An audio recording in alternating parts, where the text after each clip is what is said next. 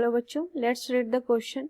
A 6000 kg rocket is set for firing. If the exhaust speed is 1000 meter per second, how much gas must be ejected each second to supply the thrust needed to overcome the weight of the rocket? Option 1 30 kg, option 2 40 kg, option 3 50 kg and option 4 60 kg. इस question में की concept हम use करेंगे, that is Newton second law of motion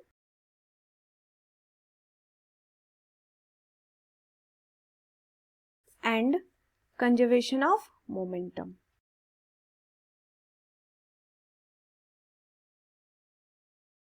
तो suppose ये कोई rocket है,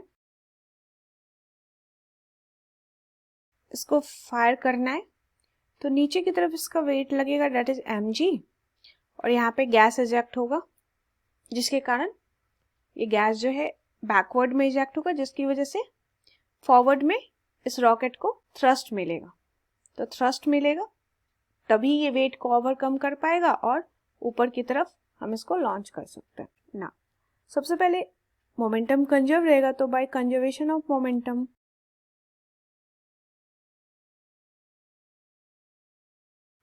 P initial that equal to P final. तो इनिशियल मोमेंटम, तो रॉकेट अभी मोशन में नहीं है तो जीरो है. फाइनल मोमेंटम देखते हैं.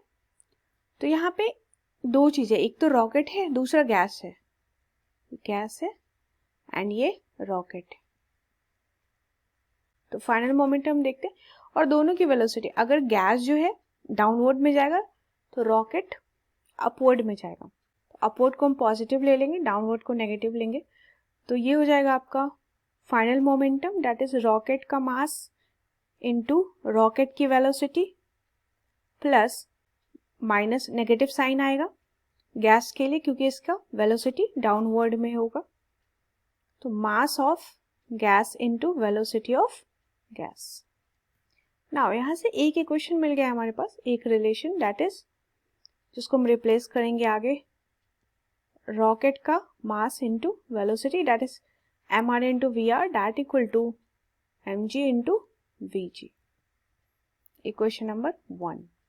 Now applying Newton second law of motion.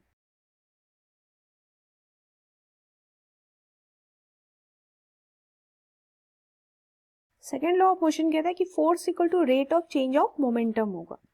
Thrust force को हम लिख सकते हैं, that is rate of change of momentum किसका, रॉकेट का, that is D of M R into V are with respect to D T. इस value को हम ये भी लिख सकते हैं क्योंकि M R into V R equal है M G into V G के with respect to D T. तो यहाँ से एक्चुअल में mass of gas find out करना है. तो क्वेश्चन कह रहा है कि थ्रस्ट कितना नीडेड है, थ्रस्ट फोर्स कितना चाहिए जो ओवरकम कर ले वेट को. तो हम थ्रस्ट फोर्स की जगह वेट की वैल्यू रख देंगे W. एंड क्वेश्चन में क्या फाइंड आउट करने कह रहा है कि how much gas must be ejected each second, यानी कि आपको फाइंड करना है dmg अपॉन dt. नाउ तो थ्रस्ट फोर्स को हम वेट के इक्वल रख सकते हैं according to the question. Now vg that is velocity of gas, ये कांस्टेंट है, ये वैल्यू गिवन है, तो vg को बाहर ले लेते हैं. यहाँ से ये हो जाएगा dmg upon dt. Since velocity of gas ये गिवन है, दैट इज 1000 मीटर पर सेकेंड, जो कांस्टेंट वैल्यू है.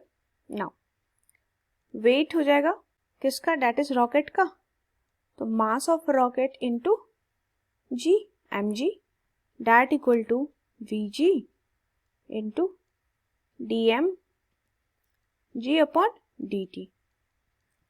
तो यहाँ पे dmg रेट ऑफ मास देख रहे हैं पर सेकेंड में कितना मास इजेक्ट होगा, that equal to ये वैल्यू vg को हम शिफ्ट कर देते हैं लेफ्ट साइड, तो ये हो जाएगा मास of rocket into g upon velocity of gas. Sir value हम सब्स्टिट्यूट कर देंगे अब, तो यहाँ पे ये वैल्यू हो जाएगी D M G upon D T that equal to mass of rocket given है 6000 kg इंटू जी की वैल्यू 10 ले लेंगे, divide by velocity of gas given है डेट इज 1000। तो यहाँ से ये वैल्यू आ गई है that is 60 kg। That is our answer. तो पर सेकेंड हमारा गैस इजेक्ट होगा डेट इज 60 kg। आंसर देख लेते हैं। तो ऑप्शन है 4, आंसर हो गया ऑप्शन नंबर 4। इस क्वेश्चन में की कॉन्सेप्ट हमने यूज किया है Newton second law of motion and conservation of momentum. सबसे पहले कंजर्वेशन ऑफ मोमेंटम हम यूज करेंगे। तो एक इक्वेशन आ जाएगा हमारे पास, इक्वेशन नंबर 1। फिर सेकेंड लॉ ऑफ मोशन के अकॉर्डिंग थर्स्ट फोर्स को हम वेट के इक्वल कर देंगे, तो that is differentiation mg into VG का। वीजी कांस्टेंट है तो उसको बाहर ले लेंगे।